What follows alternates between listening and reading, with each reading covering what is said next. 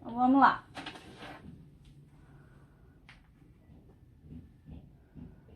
Então, acabamos o conteúdo, né? Finalmente vamos começar essa revisão. E hoje a gente vai ver aí os órgãos linfóides, que é bem simplesinho, né? E vamos ver de forma geral a imunidade inata, só para recordar algumas coisas. Então, eu vou abrir aqui as questões.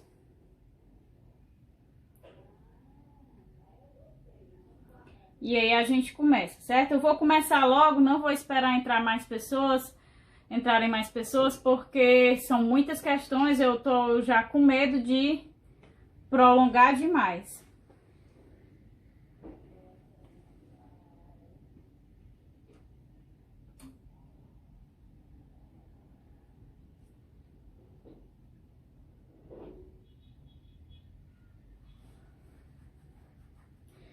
Eu enviei as questões para vocês, né? Então vocês puderam dar uma olhadinha. Então, tem alguma que vocês preferem que eu responda logo? Ou eu posso ir respondendo todas na ordem como eu tinha planejado?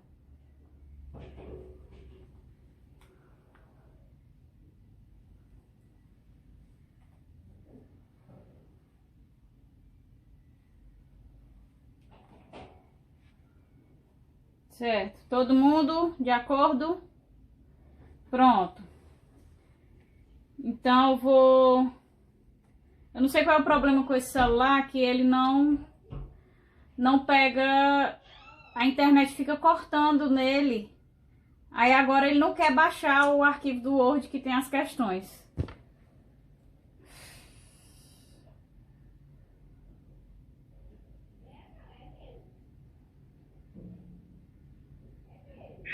Karine, você já leu todos esses livros?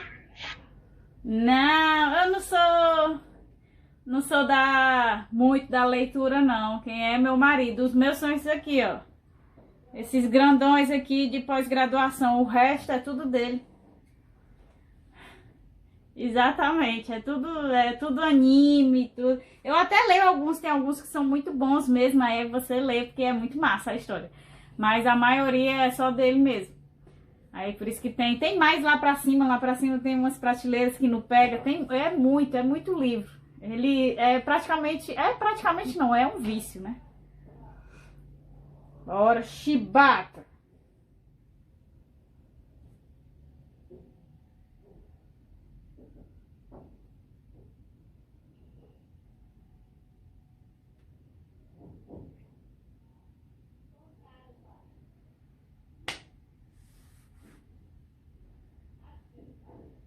Alguém quer me ditar a primeira questão? Eu sei que envolve os órgãos linfóides, mas eu não me lembro o contexto inteiro, porque tá difícil aqui.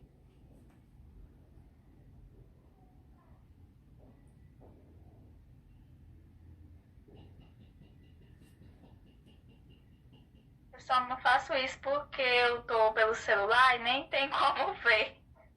As questões, né? É. Se eu tivesse pelo computador, dava pra ver as questões pelo celular. Uhum.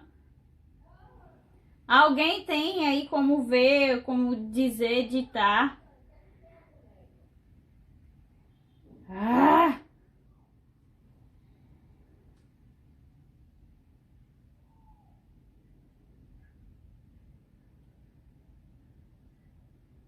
Finalmente. Deu certo.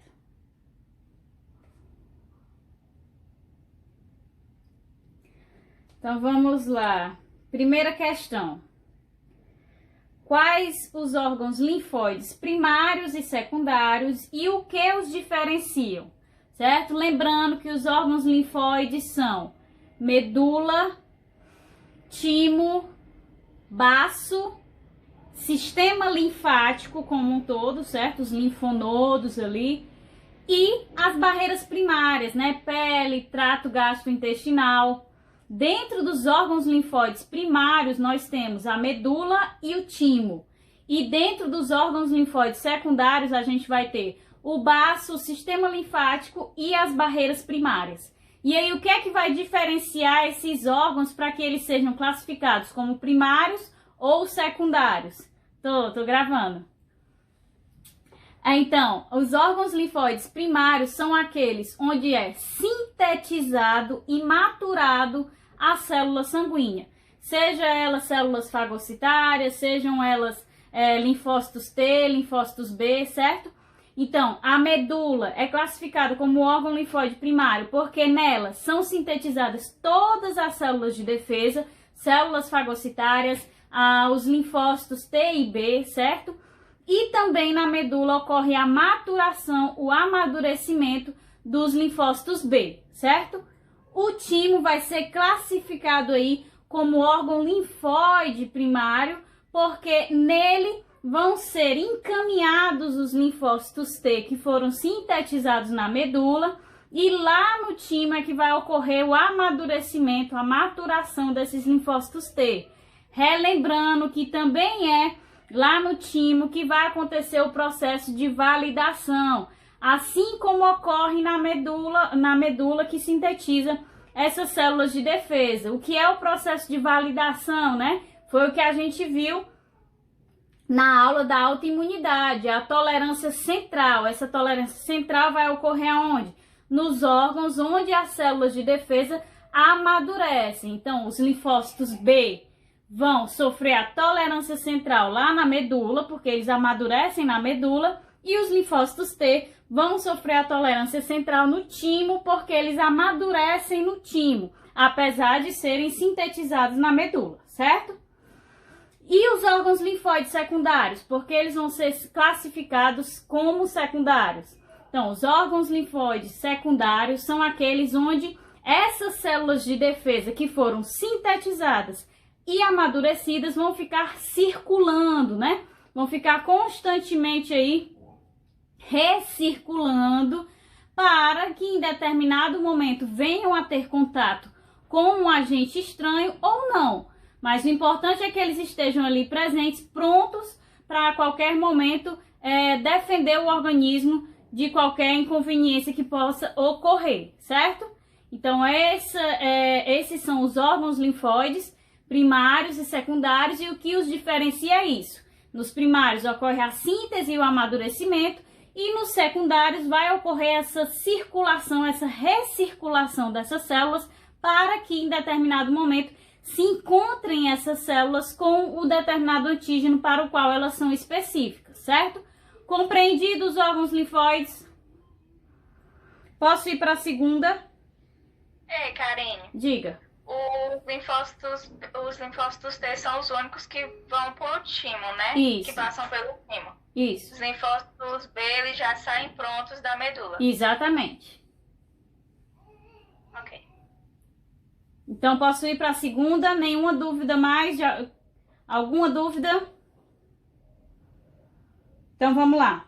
Segunda questão, a gente já vai entrar no sistema do complemento, certo? Dos órgãos linfóides, as informações principais, mais importantes que vocês têm que ter contato, que vocês têm que ter a compreensão, foram essas aí. Quais são os órgãos linfóides primários, os secundários, por que eles têm essa classificação diferente, certo? Então, vamos lá. Segunda questão.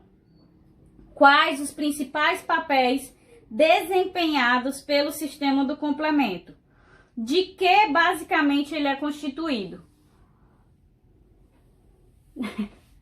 Aprende, sim, senhora. O sistema do complemento, basicamente, é constituído de proteínas, né? Todas aquelas moléculas que a gente viu que compõem o sistema do complemento são proteínas. Sejam as proteínas que têm função de anafilotoxina, ou seja, de desencadear a resposta inflamatória, seja aquelas que têm a função de opsonina, mas as moléculas que irão ali compor o sistema do complemento como um todo são moléculas proteicas, são proteínas, certo? E aí, quais são os principais papéis desempenhados por esse sistema como um todo? O sistema do complemento, ele tem aí 4 funções. 3 delas são essenciais para o nosso sistema imune, certo? Primeira função do sistema do complemento, causar a necrose, a morte de células-alvo, né? Ou de células infectadas. Como é que o sistema do complemento causa a necrose, a morte dessas células? todo o processo aí de ativação do sistema do complemento vai desencadear na formação do complexo de ataque à membrana. Esse complexo de ataque à membrana, que a gente vai descrever nas próximas questões, vai causar aí perfurações na membrana dessa célula infectada e automaticamente, ou mesmo na célula do patógeno, certo? E automaticamente com essas perfurações da membrana vai ocorrer um desequilíbrio osmótico e aí a morte celular, certo? Então essa é a primeira função, causar diretamente a morte da célula infectada ou do patógeno em si. Segunda... Oi. Eu queria entender, tipo assim, de modo geral, pode acontecer assim, tipo, ocorre a invasão de um patógeno, aí o macrófago vai lá e fagocita. Aí o sistema do complemento pode agir a partir disso, destruindo esse macrófago? Macrófago não, a célula, não entendo. Não. Entendeu? O macrófago, ele tem o papel de quê? De secretar citocinas que vão atrair e ativar o sistema do complemento para o local da infecção. Então, esse sistema do complemento pode atuar diretamente nesses patógenos que estão ali em volta desse macrófago, certo? Porque o macrófago ele só tem essa função fagocitária, né? Em que ele vai fagocitar o micro-organismo e degradá-lo. E também a função de apresentação de antígenos. A apresentação... Oi. Então, em geral, o sistema do complemento ele é composto pelas células de defesa, né? Não. Eu não sei também não, Karina. Não pode ser. É composto por proteínas. A gente vai já descrever essas proteínas quando a gente for descrever as vias. Mas deixa eu dizer, ó, os macrófagos eles têm a função de fagocitar e aí degradar aquele micro-organismo e tem a função de apresentação de antígenos. E para quem é que se apresenta antígenos? Para linfócitos T, não é isso? Então ele tem essas duas funções de apresentação e de fagocitose e degradação do micro-organismo. Só que vocês devem ter a ideia em mente de que quando um micro-organismo invade determinado organismo, não é apenas um dele que existe, certo? São centenas de micro-organismos que estão ali. Vamos supor, uma colônia de bactérias infectou o indivíduo. Esse macrófago... Só um segundo. Esse macrófago conseguiu fagocitar uma dessas bactérias da colônia inteira. Então, no momento em que ele fagocita e passa a secretar citocinas e quimiocinas, ele vai ativar aí o sistema do complemento, certo? Então, esse sistema do complemento, no momento em que ele for ativado por alguma das três vias, o que é que vai acontecer? Uma dessas três vias vai desencadear na função desse sistema do complemento para os outros micro-organismos que estão ali. Não aquele que foi fagocitado pelo macrófago, certo? Tem outros 99 micro-organismos em que o sistema do complemento pode atuar, certo? Então, ele é formado por proteínas. E são essas proteínas que vão atuar aí combatendo, e não por células de defesa, certo? Tudo bem? Posso continuar nas funções do sistema do complemento? Pode. É porque, assim, eu não consigo ter a visão geral, sabe? Que você falou, a partir do momento que ocorre a invasão de vários micro-organismos, aí, tipo, o macrófago, ele realiza lá uma fagocitose. Só que ainda tem vários para... Exatamente. Sofrer essa ação. Aí pode vir células dendríticas e os outros. Exatamente. Não só o sistema do complemento, mas vai vir... Esse macrófago, ele não vai apresentar esse antígeno, então ele vai ativar linfócito T. As outras células fagocitárias serão também atraídas pelas citocinas secretadas pelo macrófago. O macrófago, ele dá essa resposta inicial, mas todos os outros micro-organismos que ele não atuou sobre, as outras células de defesa quem vai atuar. Por isso que a gente tem que a nossa resposta do sistema imune, ela é coordenada e ocorre toda ao mesmo tempo, ok? Continuo nas funções do sistema do complemento, pronto. Então, a primeira função do sistema do complemento é justamente o quê? Essa necrose, né? Causar a morte de uma célula infectada ou do micro-organismo diretamente, certo? Isso ocorre através da formação desse complexo de ataque à membrana, que vai causar perfurações na membrana dessa célula infectada, e através dessas perfurações vai ocorrer aí o desequilíbrio osmótico e a morte dessa célula. Essa é a primeira função do sistema do complemento, causar a morte de uma célula infectada.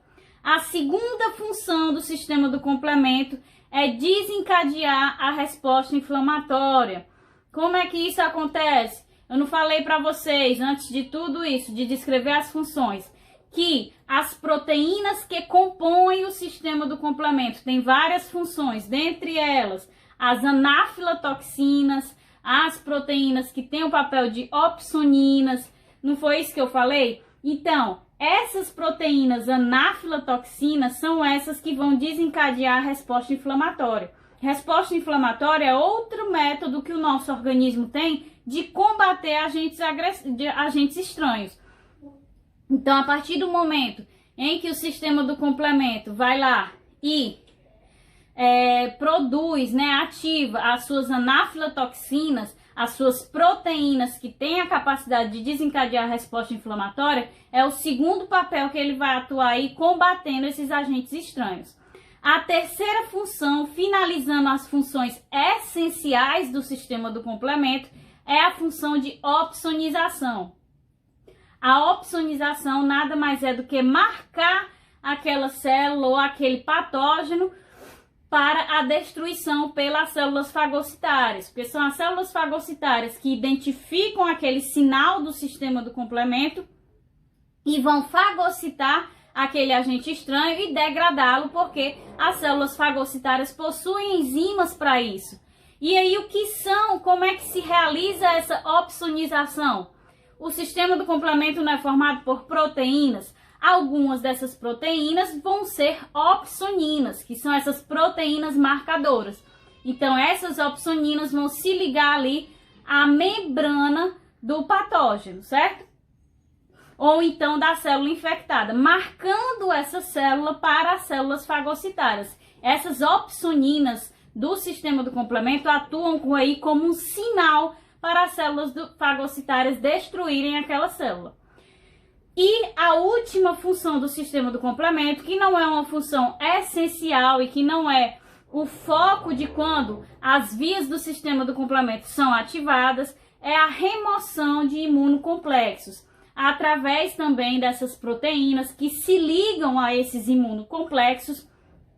E no momento em que a gente tem a ligação dessas proteínas do sistema do complemento a esses imunocomplexos, lembrando que imunocomplexos são vários anticorpos, da forma livre, ligados ao antígeno, acaba formando aquele imunocomplexo. Então, essas proteínas do sistema do complemento se ligam a esses imunocomplexos, novamente sinalizando para a destruição dos mesmos as células fagocitárias e até mesmo o próprio organismo, ok? Então, essas são as funções principais do sistema do complemento. Posso ir para a descrição da via alternativa. Sistema do complemento. Sim, no patógeno livre a gente viu que tem a via da lectina, em que a lectina vai se ligar ao resíduo de manose, que é um PAMP, um padrão molecular associado ao patógeno, que frequentemente está exposto aí na membrana dos patógenos. Enquanto as outras vias, a gente vai precisar da ligação do anticorpo previamente a esse antígeno, ou então a célula infectada é quando a proteína na via alternativa se liga diretamente ao antígeno que já está dentro da célula, certo? Que já infectou a célula, certo? Ele pode agir tanto diretamente quanto na célula infectada. Não. Resíduos de manose só existem nas células do patógeno. Gente, só um segundo, viu?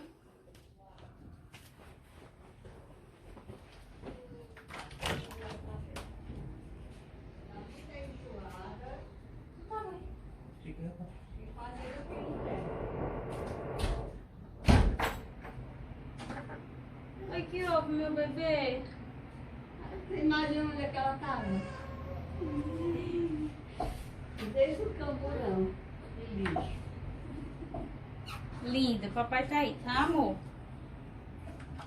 Já chegou? Hoje eu fico com essa, eu vou limpar aqui então. Bora, nega real, frita. Então vamos lá, gente. Posso seguir para a descrição da via alternativa? Ficar preso. Sim, pronto. A Karen já tá dando nova? Já iniciei. Bota lá, Diana. Então vamos lá. A primeira via que a gente vai descrever é a via alternativa. E aí a gente já puxa aí para esse questionamento. A via alternativa é o sistema do complemento atuando sobre o quê? Sobre uma célula infectada, certo? Então o que é que acontece? Em todas as células do organismo, constantemente nós estamos clivando uma determinada proteína C3, que é uma das proteínas do sistema do complemento, em C3A e C3B. Constantemente, todas as células do nosso organismo estão fazendo isso, certo? Então, aí está se clivando a níveis basais, né? Níveis muito baixos, e aí está sendo clivado. Quando a gente não tem uma infecção dessas células, né? Todas as células do nosso organismo, quando essas células não estão infectadas, essa proteína C3, que é clivada em C3A e C3B, esses fragmentos C3A e C3B são degradados, certo? São degradados porque não há função para eles, já que a célula não está infectada. Mas a partir do momento em que essa célula é infectada, esse fragmento de C3A e C3B, o C3B, vai se ligar a esse patógeno, né, esse antígeno que infectou a célula, por exemplo, um vírus. E aí, no momento em que se liga ao vírus, a gente tem aí a ativação da via alternativa, certo? O C3A é uma anafilotoxina e vai estimular a resposta inflamatória, enquanto o C3B vai ficar ligado aí à membrana desse patógeno, no caso, o vírus. Então, quando isso acontece... Oi? Como todas as células do nosso corpo, elas estão sempre clivando C3B. Não, C3. Clivando C3 em C3A e C3B, certo? Ah, entendi. Uhum. Pronto. Então, a partir do momento em que esse C3B proveniente de onde? Da clivagem basal que ocorre constantemente nas nossas células, certo? Então, esse C3B foi clivado ali e encontrou um patógeno, então ele não será mais degradado. Ele se liga à membrana do patógeno e quando isso acontece, ativa-se a via alternativa do sistema do complemento. E a ativação dessa via alternativa do sistema do complemento desencadeia uma clivagem mais rápida e eficiente dessas proteínas C3.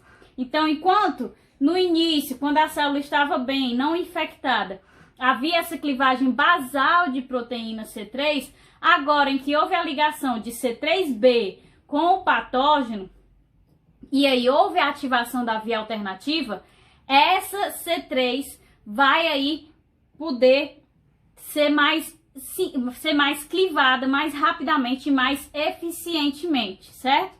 E aí vai clivar novamente C3 em C3A e C3B. C3A vai desencadear a resposta inflamatória, certo? E C3B vai se ligar ali ao complexo da proteína C3. É importante que a gente se recorde, não queria que vocês decorassem isso, mas para que vocês compreendam, é importante que vocês sigam os passos. No momento em que o C3B, proveniente lá da clivagem basal da célula, encontra o patógeno e se liga a ele, ele vai recrutar aí o fator B, certo? Esse fator B vai recrutar o fator D, que é um catalisador que vai clivar o fator B em BA e BB. BA vai ser liberado e o BB vai se ligar ao C3B, certo? No momento em que C3B se liga ao BB, a gente tem a formação da C3 convertase. É por isso que C3 passa a ser clivada de forma mais rápida e eficiente, Porque agora eu tenho uma enzima formada, certo? E essa enzima foi formada pela ligação de BB com C3B, certo? E essa C3 convertase começa a clivar mais C3 em C3A e C3B, ou seja, gerando mais C3A, aumentando ali a resposta inflamatória, que é uma forma de combate ao micro-organismo, e também aumentando a concentração de C3B. Esse C3B vai se ligar ao complexo da C3 convertase, não é isso? No momento em que eu tenho C3B, BB e outra C3B, a gente tem a formação agora da C5 convertase, certo? E a C5 convertase, como o próprio nome diz, igual C3 convertase, vai clivar a proteína do sistema do complemento chamada de C5, de forma rápida e eficiente. A proteína C5 vai ser clivada em C5A e C5B. C5A vai ser liberado como anafilotoxina, aumentando a resposta inflamatória, e a C5B vai recrutar as moléculas de C6, C7 e C8, formando um complexo. Esse complexo tem a capacidade de recrutar várias moléculas de C9. Por que eu preciso de várias moléculas de C9? Porque são várias proteínas C9 que se unem formando um complexo de ataque à membrana. Ou seja, são várias proteínas que formam um canal, certo? Uma estrutura em canal que vai perfurar a membrana. Porque elas, no centro delas, a estrutura tridimensional que elas formam, essas proteínas C9, vai formar um poro no centro. E através desse poro, né, a gente vai ter o extravasamento do conteúdo intracelular, causando assim a morte da célula por desequilíbrio osmótico. Então isso é o que ocorre pela via alternativa, só recordando. Clivagens em todas as células do organismo em níveis basais de C3, originando C3A, C3B. Se a célula está normal, esse C3A e esse C3B serão o quê? Degradados. Se a célula for infectada, C3A vai desencadear a resposta inflamatória e o C3B, se tiver prova, vai. Se tiver prova, vai. E o C3B vai se ligar ao micro-organismo, certo? No momento em que C3B se liga a um micro-organismo, o que é que acontece? Ele recruta um fator chamado fator B, B de bola. Quando o fator B de bola for recrutado, ele vai recrutar um catalisador chamado fator D de dado.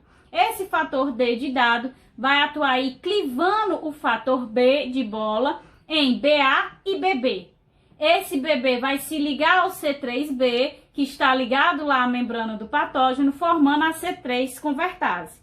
A C3 convertase vai então clivar de forma mais rápida e eficiente outras moléculas de C3, gerando mais C3A, aumentando a resposta inflamatória e gerando mais C3B.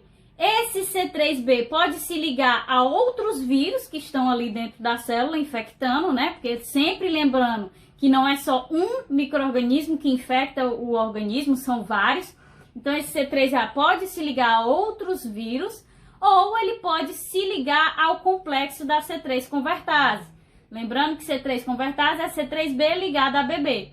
Então esse C3B se liga ao C3B e a BB, formando agora a C5 convertase. E aí vai desencadear todo o mecanismo geral do sistema do complemento, certo?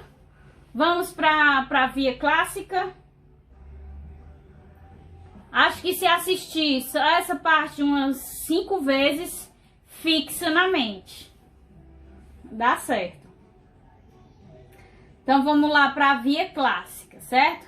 Qual é a diferença da via clássica? A gente viu ali que na via alternativa é quando a célula é infectada que vai ativar o sistema do complemento. A ativação do sistema do complemento, no caso da via clássica, ela vai prover aí da ligação de um anticorpo com o antígeno. Então a gente viu lá na aula de anticorpos e vamos recordar na próxima semana, quando a gente for revisar a imunidade adquirida, que os anticorpos, na sua forma livre, não têm ação sobre os antígenos, né? Eles apenas se ligam aos antígenos opsonizando, marcando para que eles sejam destruídos.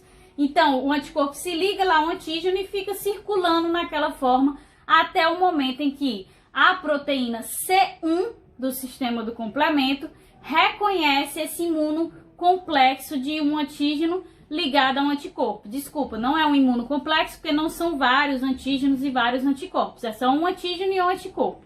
Então, a proteína C1 vai se ligar a esse antígeno ligado ao anticorpo e no momento em que C1 se liga ao antígeno ligado ao anticorpo, ele vai recrutar a proteína do sistema do complemento C4. C4 vai então ser clivada em C4A e C4B. C4A é degradada porque não é uma boa naflotoxina e também não é uma boa opsonina, certo? Ficando apenas o C4B. O C4B fica ali ligado à membrana fica ali ligado ao complexo do anticorpo com o antígeno, certo? Então, C4B fica ali ligado. Ele vai recrutar uma molécula chamada de C2, a proteína C2 do sistema do complemento. C2 também será clivado em C2A e C2B. Nesse caso, C2B vai ser degradado, que ele não tem função, e o C2A vai se ligar ao C4B, certo? Essa ligação entre C4B e C2A forma a C3 convertase. E o que é que a C3 convertase faz? Cliva de forma rápida e eficiente moléculas de C3, gerando várias moléculas de C3A que têm o papel de estimular a resposta inflamatória e várias moléculas de C3B que podem aí se ligar a outros antígenos, outros micro-organismos, e também pode se ligar ao complexo da C3 convertase. No caso da via clássica, como esse complexo da C3 convertase, C4B ligado a C2A. Então, no momento em que C3B se liga a C4B e C2A, ele vai formar a C5 convertase. E mais uma vez, a C5 convertase tem o papel de clivar a proteína do sistema do complemento C5 em C5A, que é uma ótima naflotoxina, desencadeando a resposta inflamatória, e C5B. E esse C5B vai recrutar o quê? C6, C7, C8, formando um complexo.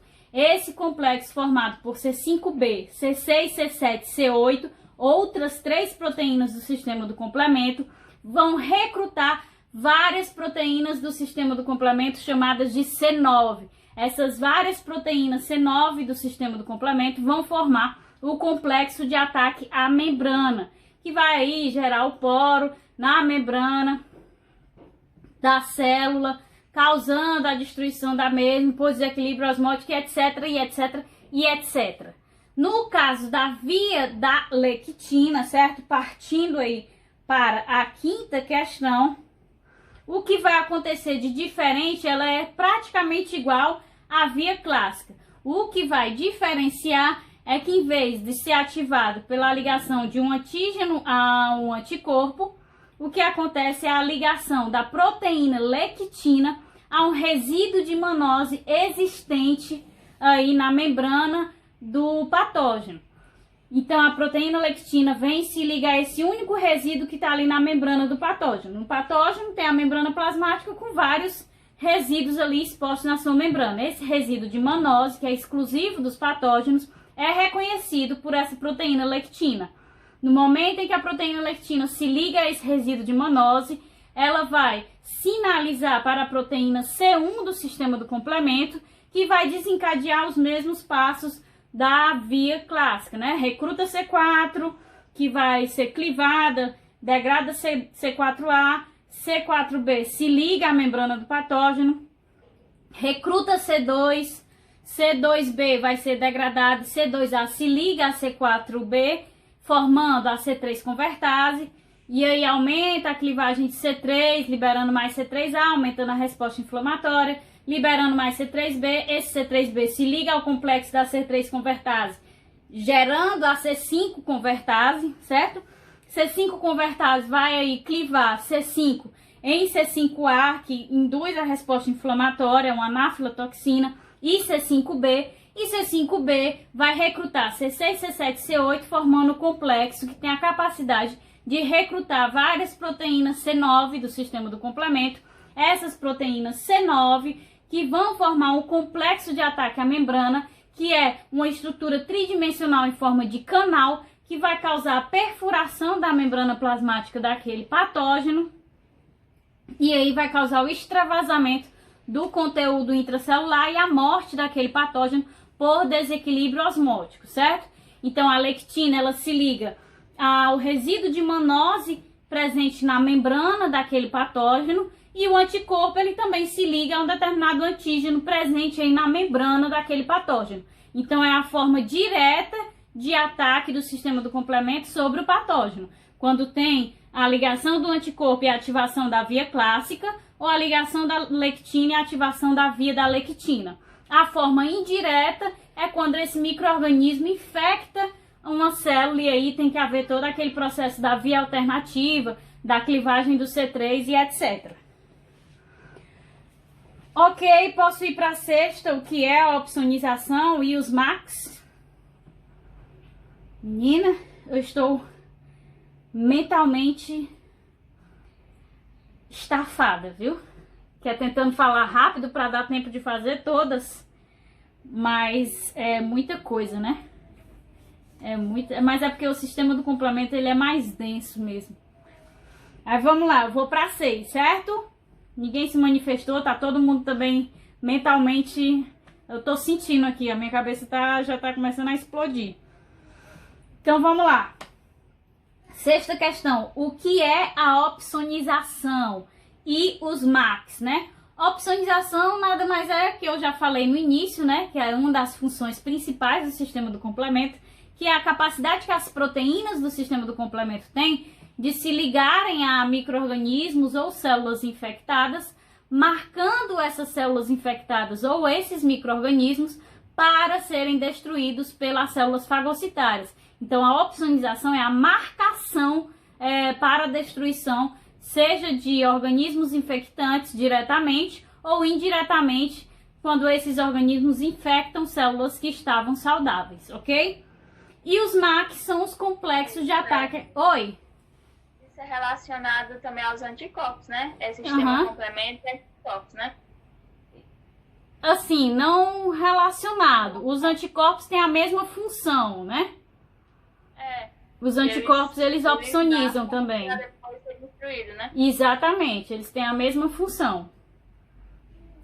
E os MACs são os complexos de ataque à membrana, que a gente descreveu aí nas 3 vias, que são complexos formados por várias proteínas C9, que são proteínas do sistema do complemento. E aí, como o próprio nome diz, ele vai formar um complexo que ataca a membrana, causando um poro na membrana. E é assim que o sistema do complemento consegue desempenhar a sua função de causar a morte da célula, né? Por quê? Porque ele vai perfurar a membrana e gerar o extravasamento do conteúdo intracelular e causando a morte da célula infectada ou do patógeno por desequilíbrio osmótico, certo?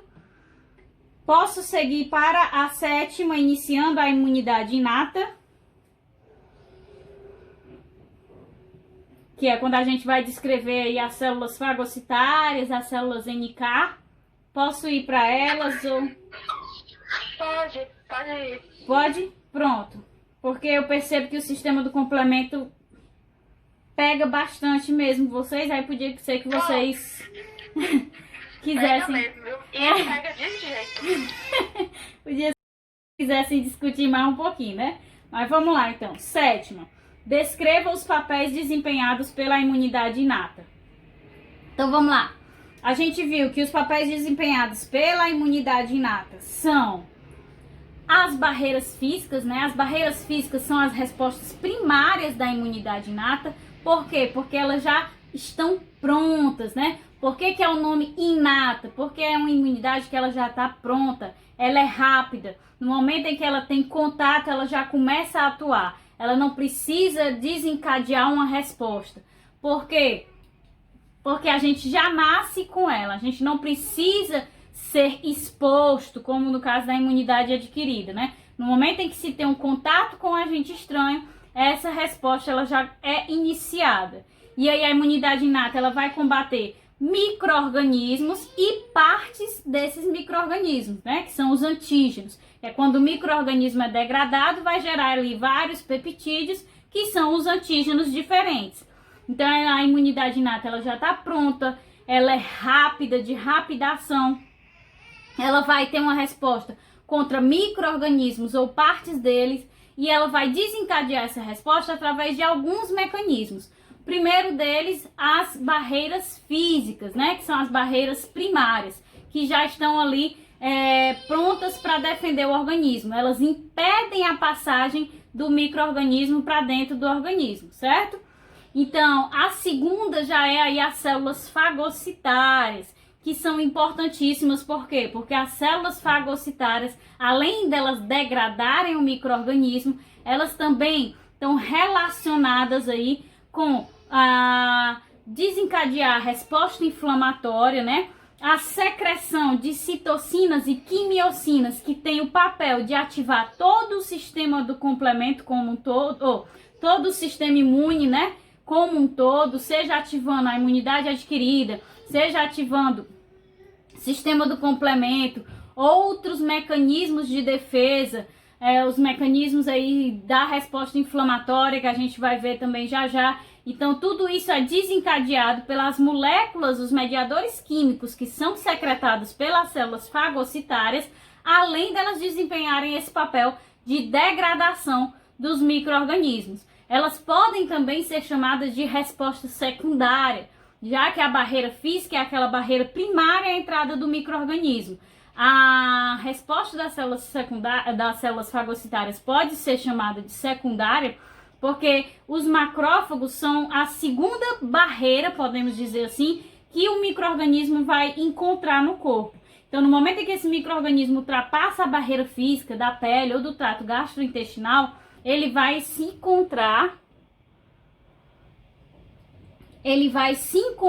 com quem? Com os macrófagos ali na região da derme. Então, os macrófagos vão dar início a essa resposta. São as primeiras células fagocitárias a terem um contato direto com o micro-organismo quando há passagem por essa barreira física primária. Então, esses macrófagos vão atuar sobre esses micro-organismos e aí a gente vai conseguir que se tenha o início da resposta imune inata de forma mais eficiente, certo? Então, ela vai estimular tanto a inflamação como todo o restante do sistema imune. Terceiro mecanismo que a gente tem são as células NK, que é as células da sigla Natural Killers, né? Que são as matadoras naturais, que a gente vai ver já já como é o mecanismo de ação delas. Mas a imunidade inata também vai ter esse terceiro mecanismo de ação aí. Barreiras físicas, células fagocitárias, células NK. Quarto, a gente vai ter o sistema do complemento que a gente acabou de descrever. O sistema do complemento são proteínas que atuam aí também combatendo esses micro-organismos de forma direta ou indireta e também é proveniente da imunidade inata. E por último, a gente vai ter que a imunidade inata é que tem a capacidade de secretar hormônios. E que hormônios são esses? As citocinas e as quimiocinas. As citocinas é que tem a capacidade de estimular todo o restante do sistema imune, principalmente aí a imunidade adquirida, e também as quimiocinas é que tem a capacidade, que são citocinas especiais, né? Tem a capacidade de atrair de atrair outras células de defesa para a região inicial da infecção. Então, os macrófagos que vão ali fagocitar aquele micro-organismo no início, quando eles têm um contato com aquele micro-organismo, eles passam a secretar essas quimiocinas que vão atrair linfócitos T para aquela região, bem como outras células fagocitárias, as células dendríticas, os neutrófilos, certo? Então tem essa capacidade, através da secreção desses hormônios, de atrair outras células de defesa. Então, resumidamente, é assim que a imunidade inata vai atuar, ok? Aí a gente tem de quais formas as barreiras físicas atuam no combate aos micro-organismos. Beleza. Então, as barreiras físicas, elas atuam no combate ao micro-organismo de forma chamada de barreira primária. Definitivamente. Por quê? Porque é de fato uma barreira física. A disposição das suas células de forma justaposta e achatada, de fato atua fisicamente impedindo a penetração dos micro-organismos no indivíduo. Além disso, dessa disposição das células, né? Esse formato das células do tecido em si, evitarem essa penetração dos micro-organismos, a gente também tem aí nas barreiras primárias a secreção de substâncias que também tem a capacidade de destruir os micro-organismos. A gente tem as lágrimas, o suor, o muco que é produzido no nosso sistema respiratório, eles têm a capacidade, são substâncias secretadas pelas barreiras primárias que têm a capacidade de destruir esses micro-organismos. Na nossa pele, inclusive, na nossa epiderme, a gente tem a capacidade de secretar antibióticos peptídicos. Antibiótico é o quê? Combate bactérias. Então, além de ter essa barreira física de fato, né, esse impedimento físico da passagem dos micro-organismos, ainda tem essa capacidade de secreção dessas substâncias que podem também combater esses micro-organismos, certo?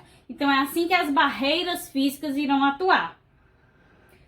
Então, de quais formas os macrófagos atuam no combate aos micro-organismos e qual a relação dos monócitos com os macrófagos? Então, os macrófagos, eles são as principais células fagocitárias, né? Porque, como eu expliquei anteriormente, os macrófagos são as primeiras células fagocitárias a terem contato com o micro-organismo, porque eles estão logo abaixo dessa barreira física primária, tanto da pele como do sistema gastrointestinal. Então, no momento em que o micro-organismo ultrapassa essa barreira física, as primeiras células que terão contato com ele, as primeiras células de defesa, serão os macrófagos. Por isso, eles são as principais células fagocitárias, porque eles vão desencadear e atrair todo o sistema de defesa, certo? Desculpa. Então, como é que os macrófagos vão atuar? Como eu disse para vocês, eles têm duas funções: fagocitose e degradação, né? E a segunda é a apresentação desse antígeno. Como é que ocorre a degradação desse patógeno, né? Desse micro-organismo que o macrófago vem a ter contato? No momento em que o macrófago tem o contato com aquele micro-organismo, reconhece que aquele micro-organismo é um agente estranho, através lá dos receptores, aos pumps, né, que a gente vai já falar, ele reconhece que aquele é um micro-organismo estranho e fagocita o micro-organismo. Os macrófagos têm os prolongamentos na membrana que facilitam aí esse processo de englobamento. Então, englobou o micro-organismo, formou aí essa vesícula contendo o micro-organismo. Dentro dos macrófagos existem vários lisossomos que são ricos em mais de 40 enzimas que têm a capacidade de degradar os mais diversos tipos de moléculas, não é isso? Então, vai ocorrer a fusão do lisossomo com essa vesícula contendo o micro-organismo, formando aí o fagossomo. E aí as enzimas do lisossomo vão poder atuar sobre esse micro-organismo, degradando-o em vários pequenos pedaços, ou seja, em vários antígenos, que é a degradação do patógeno vai gerar pequenos peptídeos, que são vários antígenos. Aí já é um ponto de destruição desse micro-organismo. Além disso, esses antígenos que foram gerados vão poder ser o quê? Apresentados aos linfócitos T, não é isso? Então, esses macrófagos podem se direcionar lá aos órgãos linfóides secundários e apresentar esses antígenos aos linfócitos T, para poder ativá-los e aí eles passarem de fato a se tornar linfócitos T efetores. Então, os macrófagos têm essa função de degradação e de apresentação. Quando os macrófagos desempenham a função de degradação e as enzimas dos lisossomos, presentes nos lisossomos, não são suficientes para degradar, destruir aquele micro-organismo, os macrófagos também têm a capacidade de realizar outra função. Que função é essa? A função de secretar espécies reativas de oxigênio e espécies reativas de nitrogênio. Essas espécies reativas têm a capacidade de oxidar, degradar inúmeras moléculas complexas, destruindo e matando assim o micro-organismo por outros mecanismos. Então, além da ação das enzimas, a gente também tem a ação dessas moléculas reativas e também a função de apresentação de antígenos. Por fim, os macrófagos têm a função de secretar citocinas e quimiocinas. As quimiocinas vão atrair outras células de defesa para o local e as citocinas vão ativar outros mecanismos do sistema imune, certo? E também tem a função de reparo tecidual, porque os macrófagos eles secretam fatores de crescimento que vão estimular aí a regeneração de células que foram lesadas naquele local da infecção, certo? E aí qual é a... Oi? Nas aulas passadas você falou que os macrófagos têm essa função aí, né, de liberar, secretar citocinas e quimiocinas, e que as quimiocinas são tipo de... Como é que eu posso dizer? Citocinas especiais. Não? Qual a principal diferença entre elas duas, das citocinas e as quimiocinas? Ah, mas são muitas, são diferenças moleculares, certo? De composto. São diferenças de composto, não diferenças assim macro, são diferenças de composto. Um é mais rico em nitrogênio, outro tem átomos de enxofre, são de composição mesmo, certo? Não é porque se diz especiais porque elas têm essa função de atrair outras células de defesa, mas não porque de fato elas sejam especiais, certo? Então praticamente elas são iguais. Isso. Que é a mesma função. Isso. Tá certo. Obrigada. Pronto. Aí, por fim, qual é a relação dos monócitos com os macrófagos, né? Os monócitos são os precursores dos macrófagos, são as formas que os macrófagos são sintetizados lá na medula. Então, a medula sintetiza os monócitos e joga eles na corrente sanguínea. Então, são os monócitos que ficam circulando na corrente sanguínea e eles só vão se diferenciar em macrófagos se, durante esse percurso na corrente sanguínea, eles encontrarem um antígeno, né, um agente estranho, aí ele se diferencia em macrófago para realizar a função de fagocitose, ou no momento em que esse monócito finalmente atinge uma das barreiras primárias, seja na pele, seja o trato gastrointestinal. Então, quando ele atinge essa barreira primária, ele também vai se diferenciar em macrófago para poder ficar aí na sua forma ativa, ok? Posso ir para a próxima?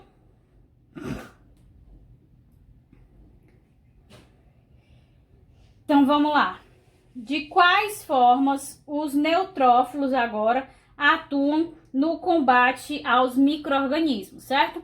Então, os neutrófilos, como eu falei para vocês, eu não sei se vocês lembram da figura, a principal forma de ação deles, né? Eles também realizam processo de fagocitose, também secretam citocinas, mas a forma de ação deles, que eles conseguem destruir os micro-organismos, vai diferir dos macrófagos, porque os macrófagos realizam digestão, também a secreção de espécies reativas, não é isso? No caso dos neutrófilos, eles vão gerar armadilhas de neutrófilo extracelulares, certo? Então, aqueles grânulos que estão presentes ali nos neutrófilos, eles são extravasados para a região extracelular, formando uma rede, uma malha proteica que tem a capacidade de se ligar aos micro-organismos, causando a perfuração e a morte dos mesmos, por isso que a gente também viu que os neutrófilos são os principais componentes do pus, porque ali naquela região do pus vai ter as células do micro-organismo mortas e dos neutrófilos.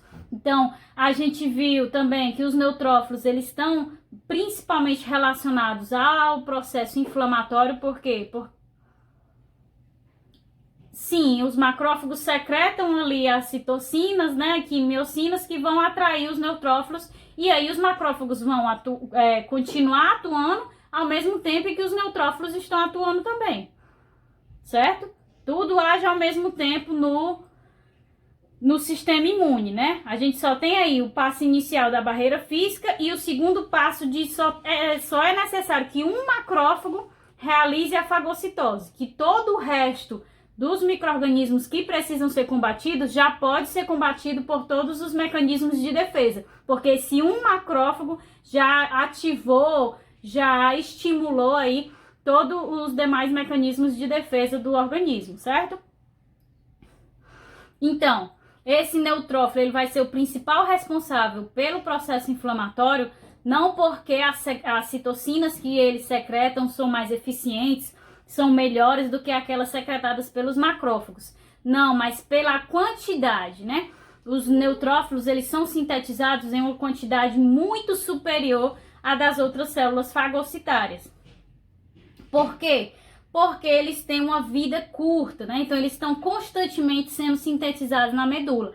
Os neutrófilos têm um tempo de vida médio de 4 horas. Isso também está relacionado, já que eles estão envolvidos diretamente no processo de desencadear a resposta inflamatória, em evitar a cronicidade da inflamação.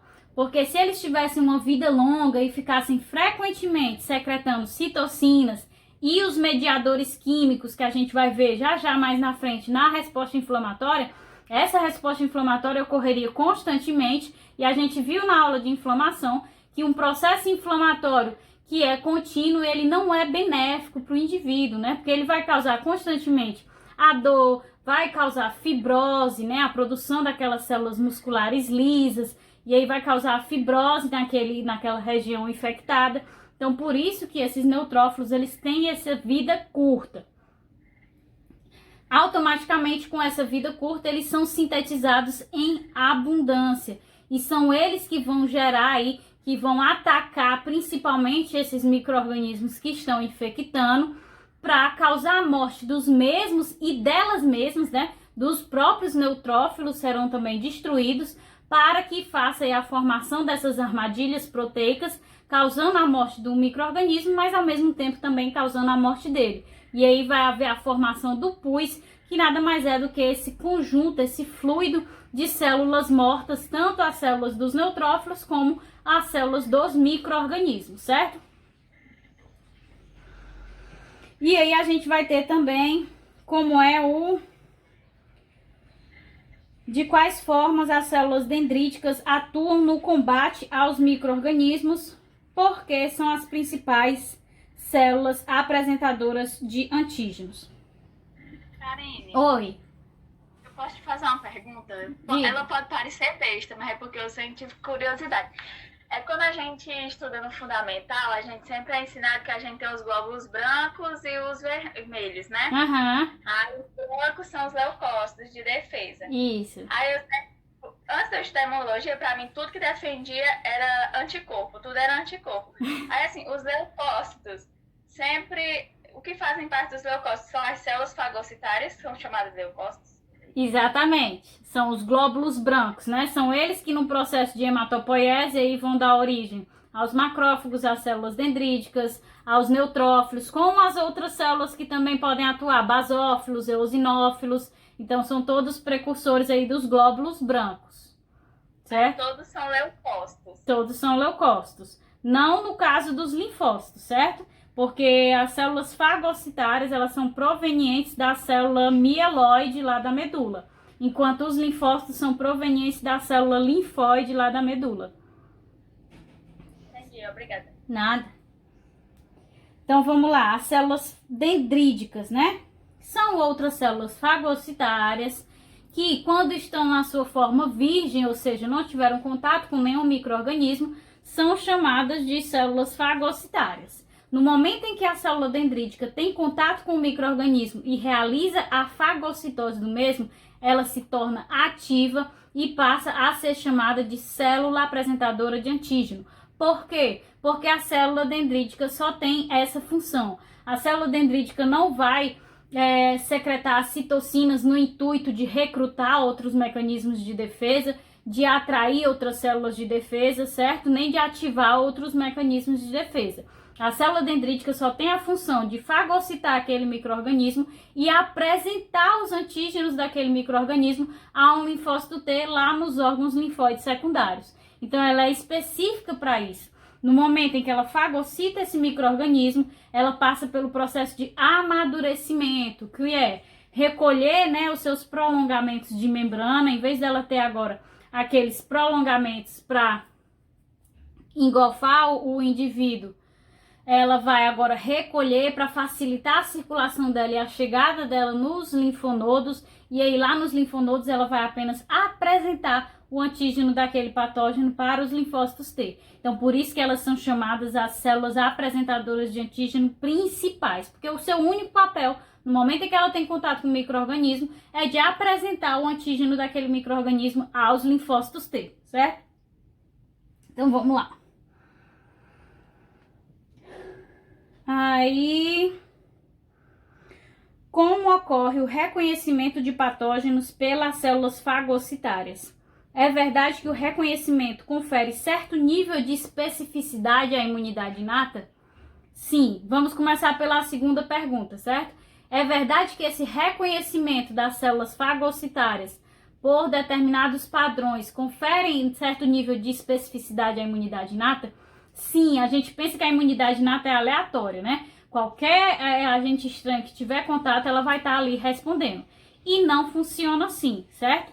A gente precisa identificar, pelo menos de forma geral, um micro-organismo ou um grupo do micro-organismo. Não vai ser totalmente específico, como no caso de um linfócito B, que é altamente específico para secretar o anticorpo para aquele antígeno, é considerada inespecífica, mas é importante que a gente saiba que ela também não é totalmente aleatória. A adquirida é específica, exatamente. Que é o caso dos linfócitos B e dos linfócitos T. Eles são altamente específicos, né? Eles vão apenas interagir com aquele determinado antígeno.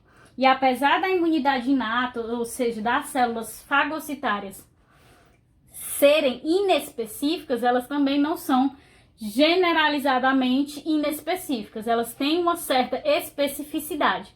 E essa especificidade, essa capacidade de reconhecer esses agentes estranhos, vem de receptores nas membranas dessas células fagocitárias, que existem nas membranas das células fagocitárias.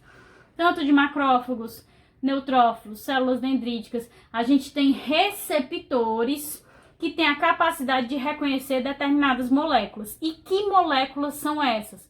São os padrões moleculares associados a patógenos. Então, todo grupo de micro-organismos, a gente pode dar alguns exemplos aqui.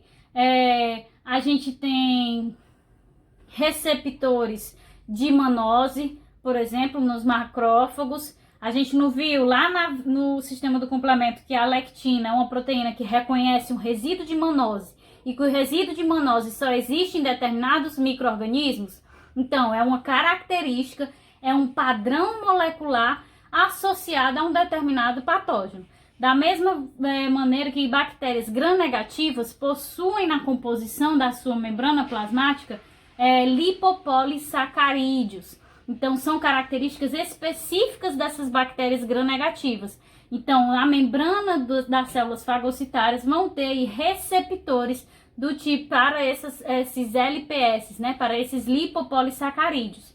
Então, esses receptores vão reconhecer esses padrões moleculares associados a patógenos. Podem ser moléculas polissacarídicas, podem ser moléculas lipídicas, podem ser moléculas proteicas, certo? Podem ser moléculas monoméricas, né, que são no seu estado mais simples. Podem ser moléculas mais complexas, aí, mais poliméricas. Então, nós temos vários receptores nas membranas das nossas células fagocitárias que permitem esse reconhecimento tão amplo de agentes estranhos, de micro-organismos de uma forma geral, certo? Então, é inespecífico devido à amplitude que a gente tem, mas a gente também tem certa especificidade, porque a gente só consegue fagocitar, só consegue reconhecer aquele agente como estranho devido à presença desses inúmeros receptores nas membranas das células fagocitárias. Beleza? Posso ir para a próxima?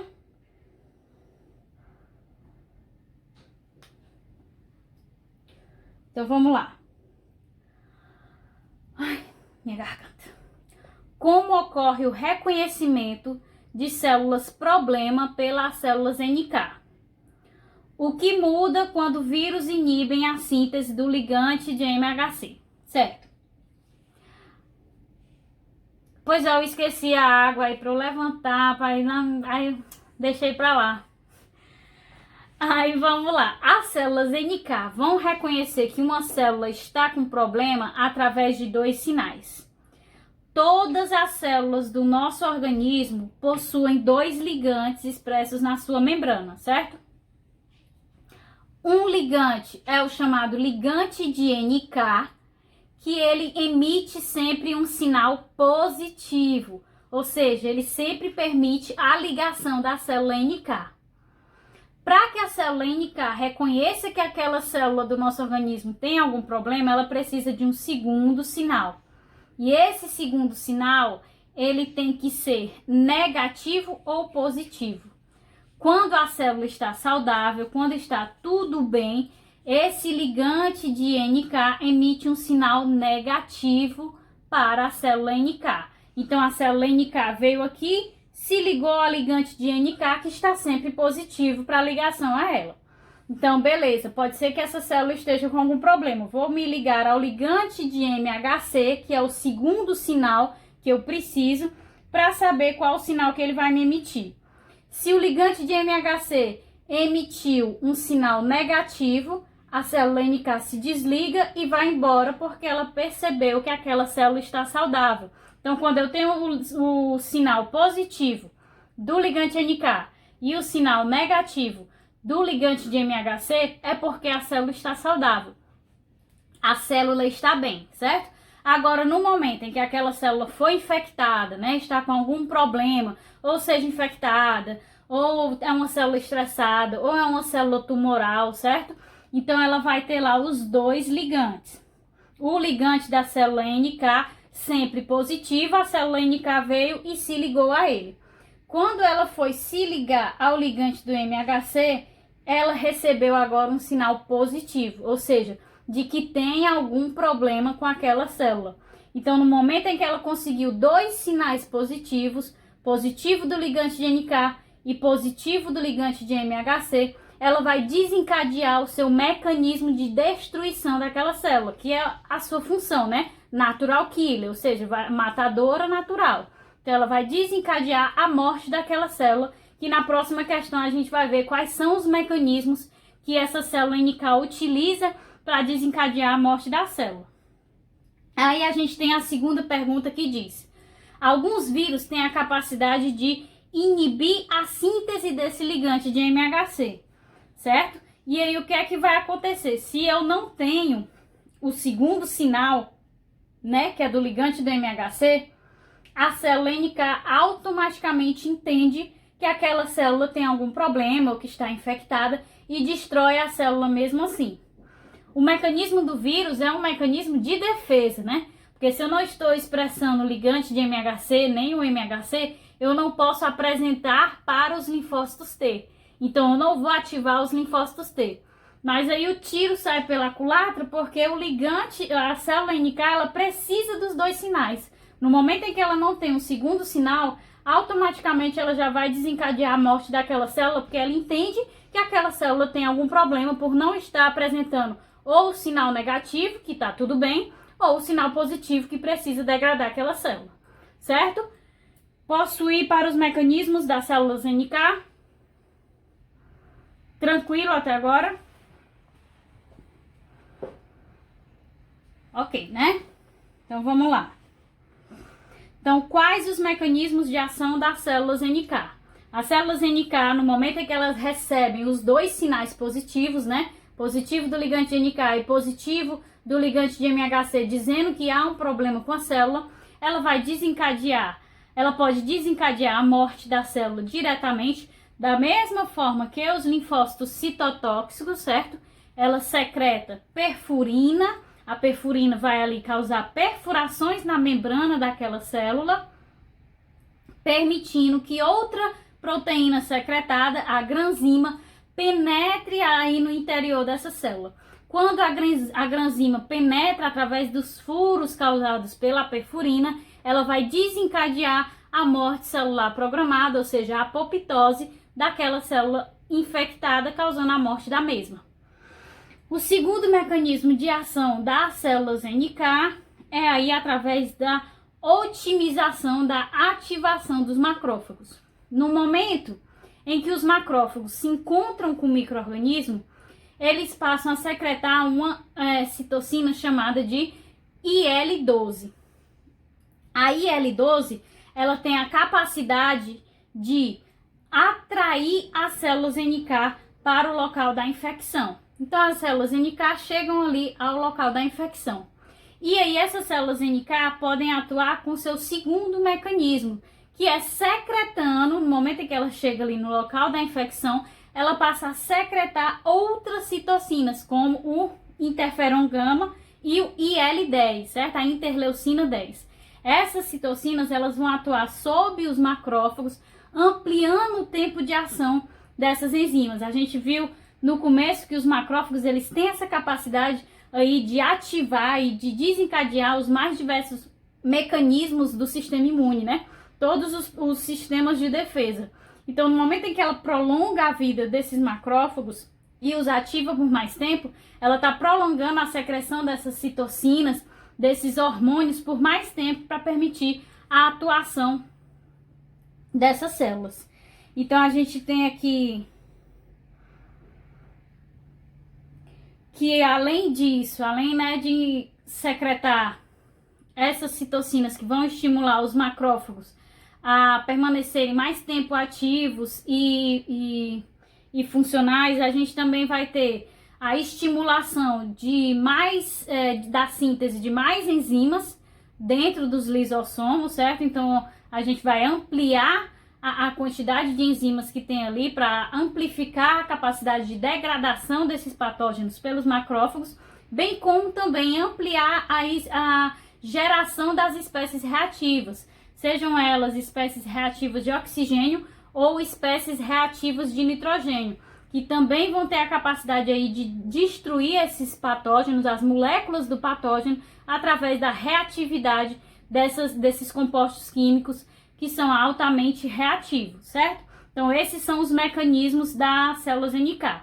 Seja a destruição pela morte celular programada, do mesmo mecanismo dos linfócitos citotóxicos, ou seja aí pelo prolongamento da vida e a ativação por mais tempo dos macrófagos, otimizando as suas funções, beleza? Karine. Diga. As células NK, elas se ligam a essa célula infectada, a partir quando ela se liga, é que ela libera as perfurinas, é? Isso. Ela tem que receber o sinal dos dois ligantes, né? Positivo dos dois ligantes.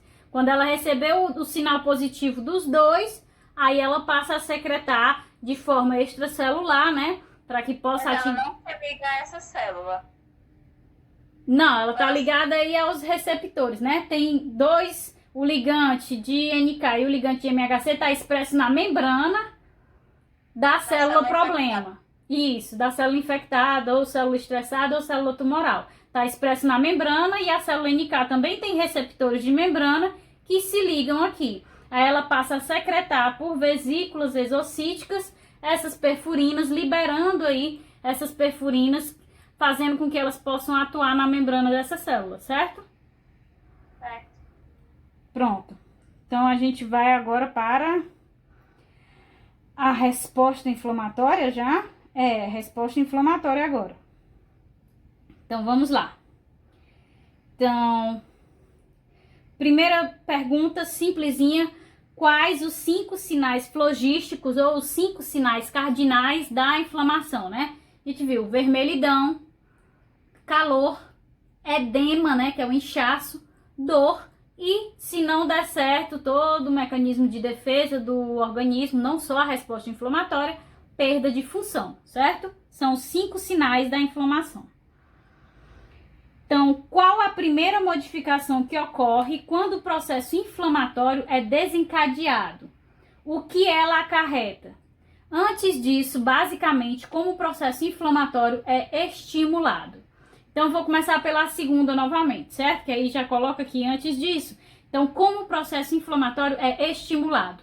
O processo inflamatório ele é estimulado através das citocinas, que são secretadas tanto pelos macrófagos, mas principalmente por quem que a gente viu anteriormente? Pelos neutrófilos, né? Devido à sua quantidade, a imensa quantidade de neutrófilos que é sintetizado. Então, eles acabam, por quantidade, secretando mais citocinas e eles ativam mais respostas inflamatórias, certo?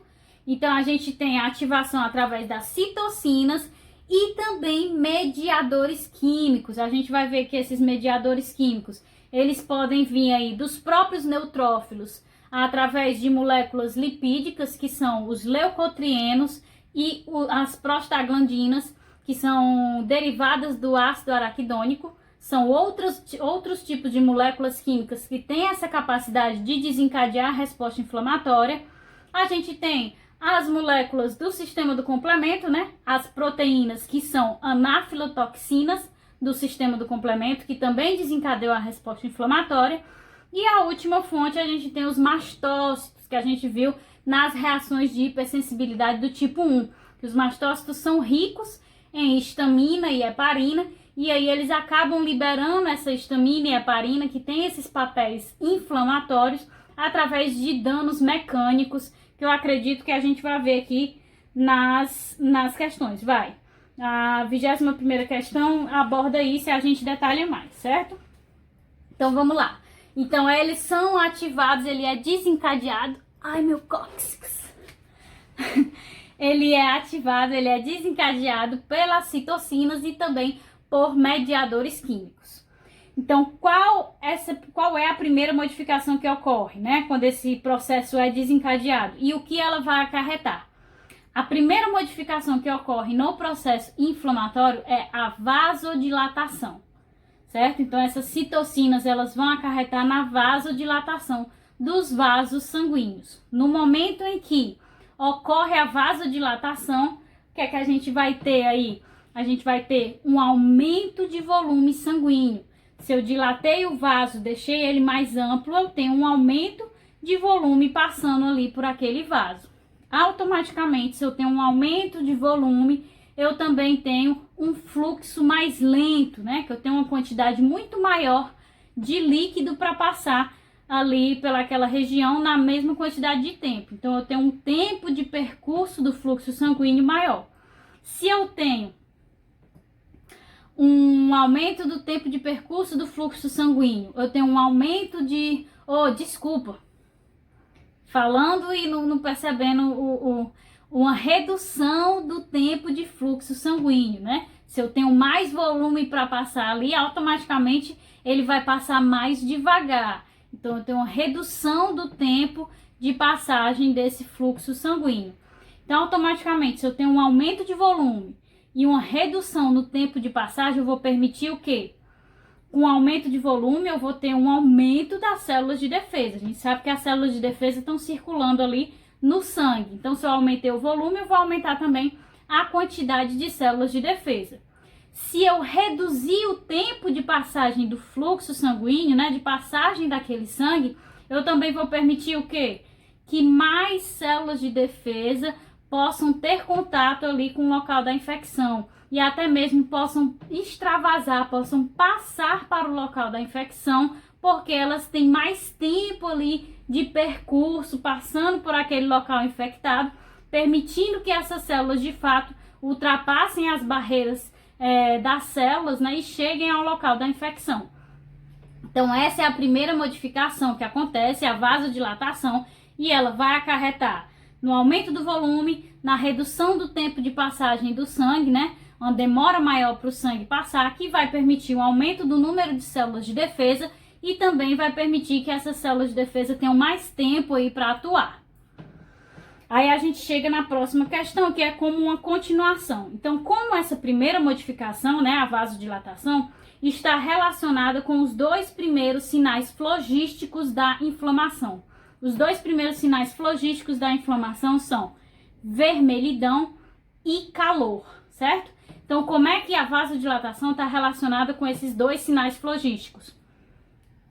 No momento em que eu tenho um aumento do volume sanguíneo e esse volume sanguíneo fica mais tempo ali localizado em determinada região, eu vou ter aí a vermelhidão. Por quê? Porque o sangue ele é vermelho. Se eu tenho um aumento da quantidade de sangue naquela região e ele permanece ali por mais tempo, eu acabo conseguindo visualizar mais essa cor vermelha do sangue. Ao mesmo tempo, o tecido sanguíneo em si é um tecido quente, certo? Por isso, quando a gente fica com calor, a gente fica vermelha, porque aí o sangue ele se aproxima da epiderme para poder liberar calor para o ambiente e reduzir a temperatura corporal. Então, é exatamente isso que acontece. Quando há essa vasodilatação e os vasos, né, acabam aí dilatando mais, a gente consegue visualizar a vermelhidão, consequentemente, a gente também vai ter a perda de calor do sangue, que é um líquido quente, é um tecido quente, para o ambiente. Por isso que também a gente vai ter a sensação do calor, certo? Então, a primeira modificação que acontece na resposta inflamatória, tá compreendida?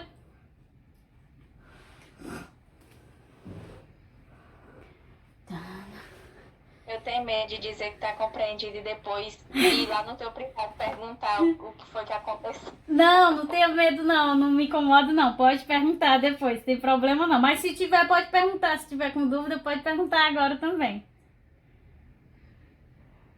Vamos lá. Qual a segunda modificação que ocorre quando o processo inflamatório é desencadeado? O que ela acarreta? Qual a relação dela com a primeira modificação?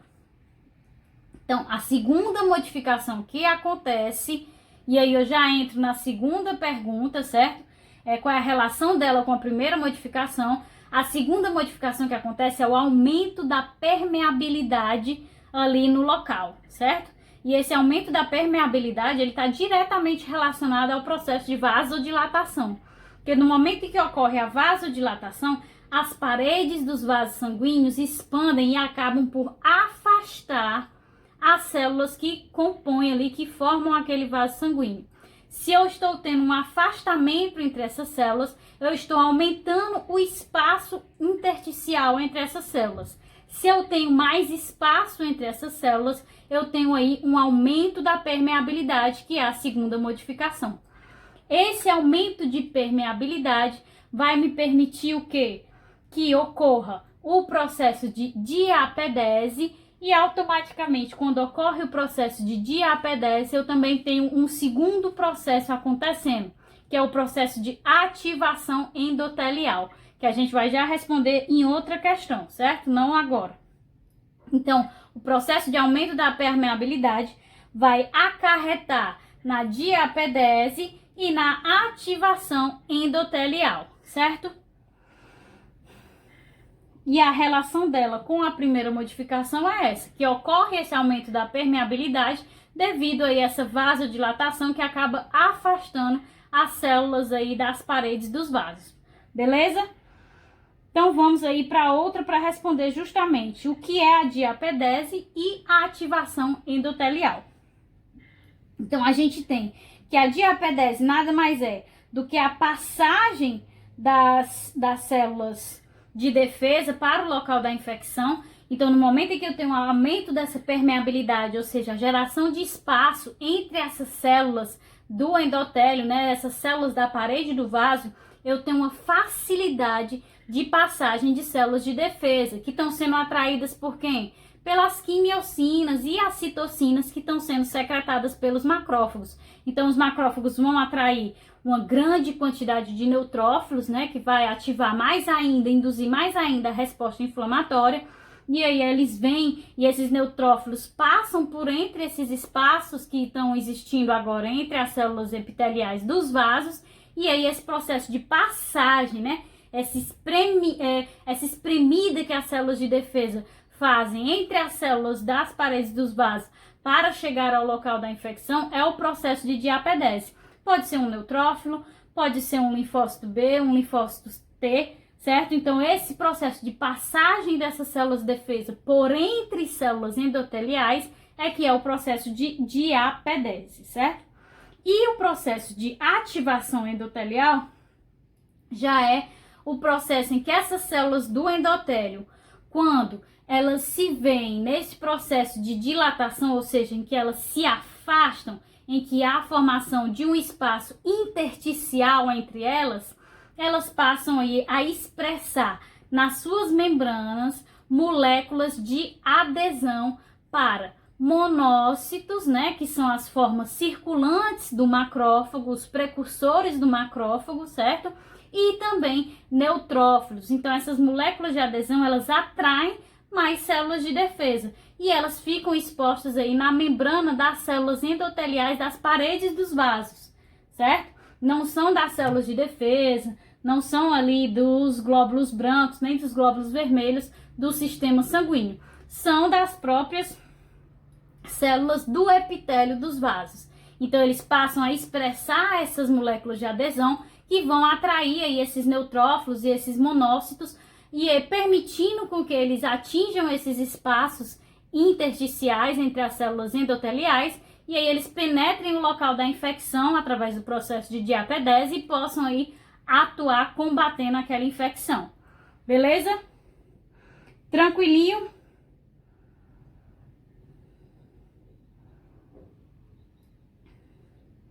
E aí a gente continua. Agora a gente está na 20ª. Estamos na 20ª agora. Vamos para ela. Tá quase acabando. Graças a Deus, porque já são 3 horas.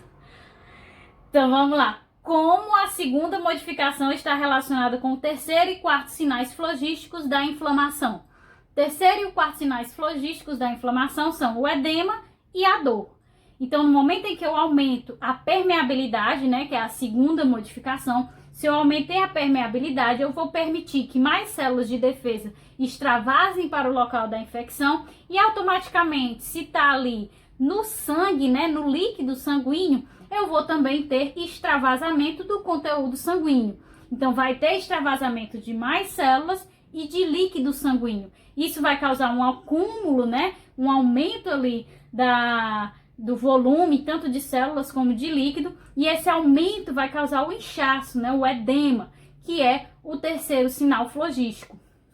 E o quarto sinal flogístico da dor é acarretado aí justamente pelo edema, por esse inchaço, porque esse inchaço, esse edema, vai comprimir os nervos daquela região infectada, e essa compressão do nervo é que vai acarretar aí na sensação de dor, certo? Aí a gente vem para a 21ª.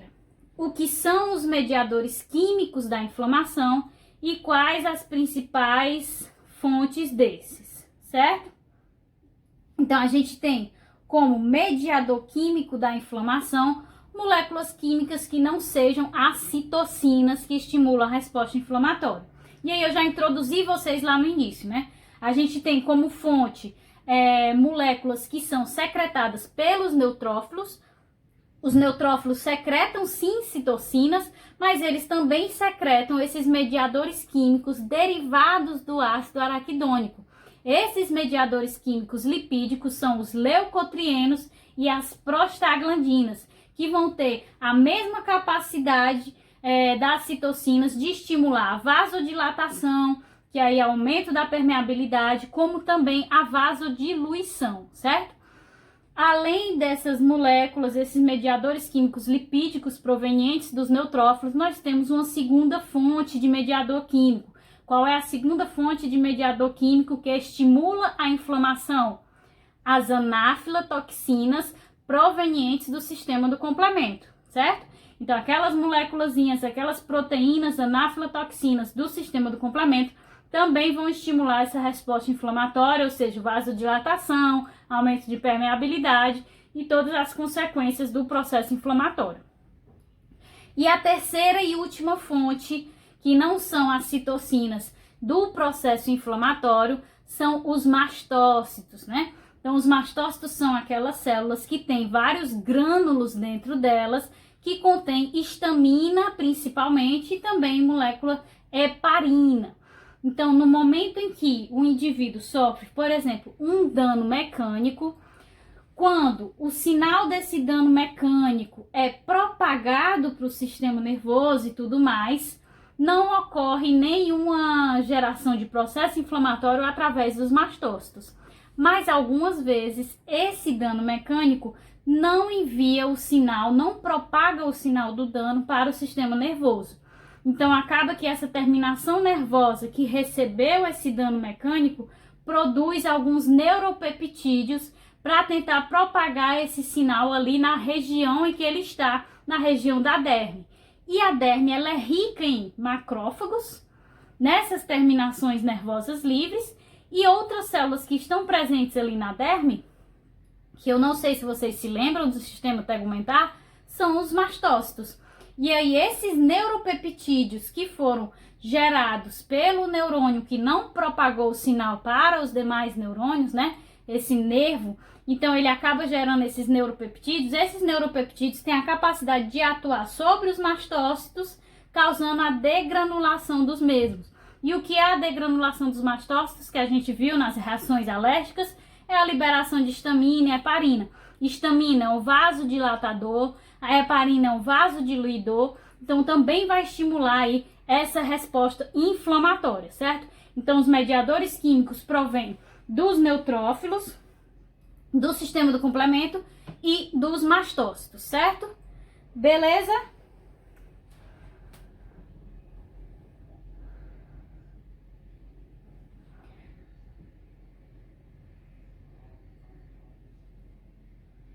Gente, sinceramente, eu não sei. Porque pra mim, assim, sinceramente, eu não acho seguro voltar, né? Então, pra mim, na minha mente, não voltaria. Mas, pelo que eu tenho visto nos jornais e tudo mais, as pressões, né, de escolas e não sei o que lá, eu tô achando que existe uma possibilidade grande de voltar. Assim, pelo que eu tenho visto, eu tô achando que tá existindo muita pressão para que se retorne às aulas, apesar de eu achar extremamente perigoso e não concordar muito com esse retorno, né? Eu acho que não existe, principalmente nos níveis mais básicos, né? Infantil, até mesmo ensino médio. O adolescente também não tem muita coisa na cabeça, não. Eu acho que não deveria ser, mas não, aqui o pessoal não adianta não, minha filha. Agora eu vou te dizer, viu? Eu acho melhor ir pra praia, que pelo menos eu vejo assim, que tem um espaço aqui, outro ali, em certos cantos não, em certos cantos estavam um em cima do outro, do que tem gente que eu vejo que, sério, não tá nem aí mesmo. Aqui no meu condomínio mesmo, eu fico impressionada, você vai no elevador, aí quando você olha o pessoal sem máscara, eu saio. Como é que a pessoa tá no condomínio, vai entrar no elevador, que é um dos locais de maior propagação, e a pessoa vai e anda sem máscara, não tá nem aí, vê que eu tô com um bebê e, tipo, ninguém tá nem aí, tá entendendo? Pois é, eu tô vendo. A gente tá terminando a cadeira, pelo menos a cadeira. Agora falta só mais o quê? 2 encontros de revisão, né? Isso. E não tem nenhuma, como é que pode ser? Previsão, nada. Pra dizer se a gente vai fazer prova online ou se vai voltar, né? Exatamente.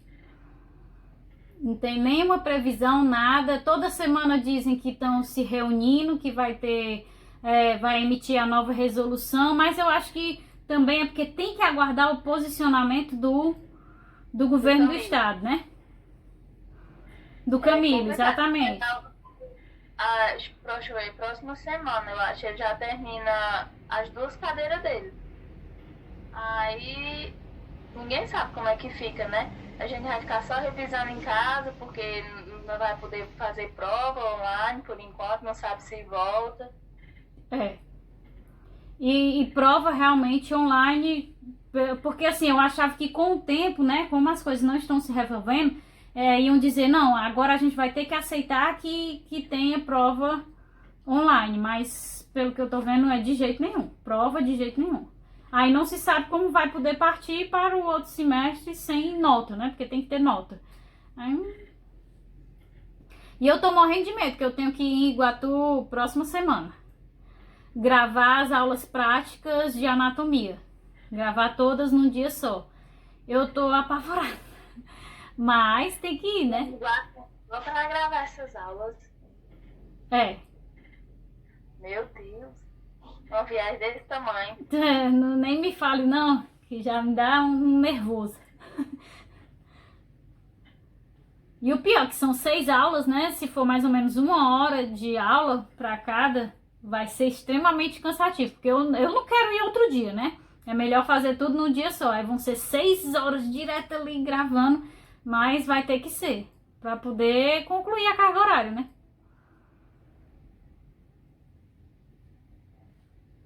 É difícil. Mas vamos lá, vamos finalizar aqui, né? Faltam 3 questões só. Ah, obrigada, amém.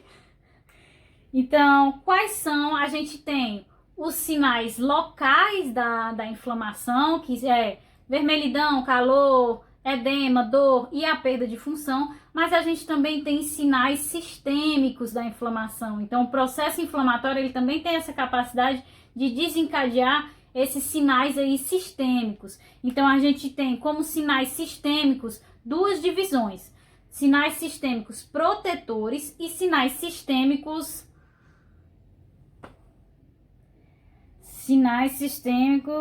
cadê a atividade, meu Deus, pronto, patológicos, oh meu Deus do céu. A gente tem os sinais sistêmicos protetores e os sinais sistêmicos patológicos. Dentro dos sinais sistêmicos protetores, a gente vai ter o que aí? A febre, né? Que é desencadeada pelo hipotálamo, que também tem o papel de combate dos micro-organismos, como que esse aumento de temperatura vai realizar aí a desnaturação das proteínas do micro-organismo. A gente tem o aumento da síntese das células de defesa, então a gente tem que esse estímulo da resposta inflamatória vai estimular a medula a sintetizar mais células de defesa, no geral, sejam as células de defesa linfóides, né, dos linfócitos, ou seja as células de defesa das células fagocitárias, certo? E por último, a gente vai ter o estímulo do fígado a sintetizar a proteína C reativa, que é uma proteína que atua aí como opsonina e também ativa o sistema do complemento, causando aí a morte celular sem causar o extravasamento do conteúdo intracelular desse micro-organismo. Então, essa proteína C reativa ela é benéfica porque ela não permite que mais processos inflamatórios sejam desencadeados a partir do momento em que o conteúdo intracelular de um micro-organismo é liberado no meio extracelular. Então, ela faz isso de forma contida, ela sinaliza para a morte celular programada daquele micro-organismo de forma contida, em que não haja o extravasamento do conteúdo intracelular dele no meio extracelular, certo? Então, aí são os 3 sinais protetores: aumento de células de defesa, febre e também aí a síntese da proteína C reativa, que é feita pelo fígado. E aí a gente tem, meu Deus, tô esquecendo o nome desse negócio. Sinais sistêmicos patológicos. Oh, meu Deus. Os sinais sistêmicos patológicos incluem o quê? O aumento da pressão arterial, a redução da pressão arterial. Então, se eu tenho aí o aumento da pressão arterial, se eu tenho um aumento da pressão arterial, eu vou ter o aumento de células de defesa circulando mais rapidamente ali. Gente, tá errado. Não é o aumento, é por isso que eu tô ficando louco. É a redução da pressão arterial, certo? Desculpa. Então, a redução da pressão arterial vai fazer com que o sangue flua de forma mais lenta.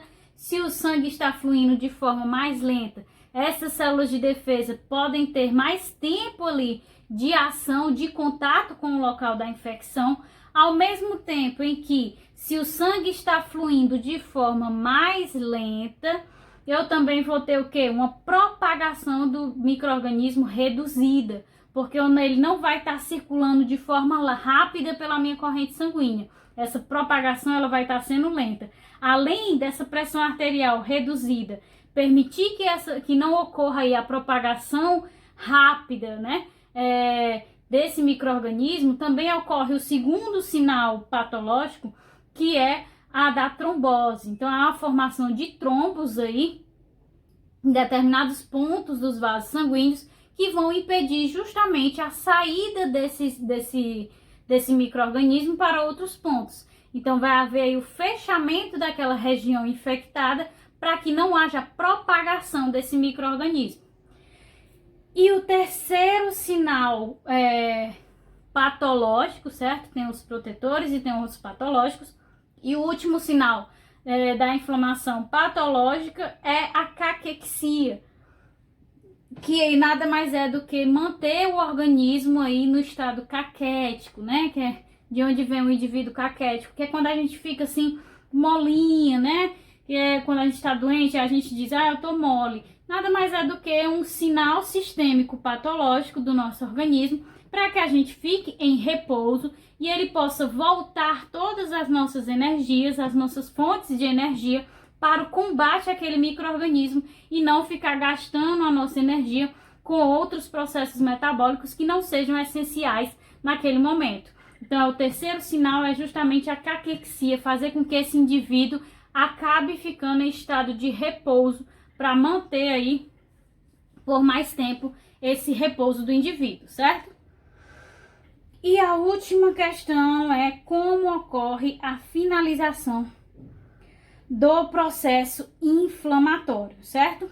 Então, a gente viu que quando a gente tem um processo inflamatório, as principais células relacionadas a esse processo inflamatório são os neutrófilos, certo?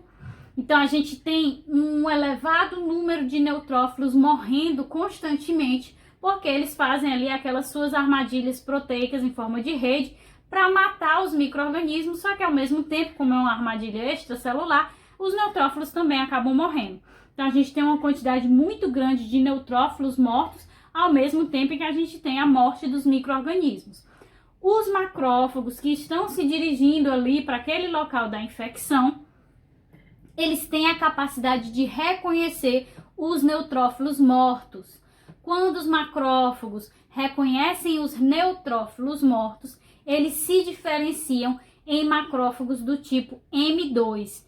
E esses macrófagos do perfil M2, o perfil M1 é o perfil de fagocitose e o perfil M2 é aquele perfil que vai ali iniciar a secreção dos fatores de crescimento, né, para reparação tecidual e vai inibir ali a síntese de novas citocinas. Esse M2 ele vai inibir todas as outras células fagocitárias e a síntese de citocinas que vão atrair mais células de defesa. Então, ele vai interrompendo aquele processo de resposta imune, já que aquele processo infeccioso já foi finalizado, que ele identifica pelos neutrófilos mortos, certo?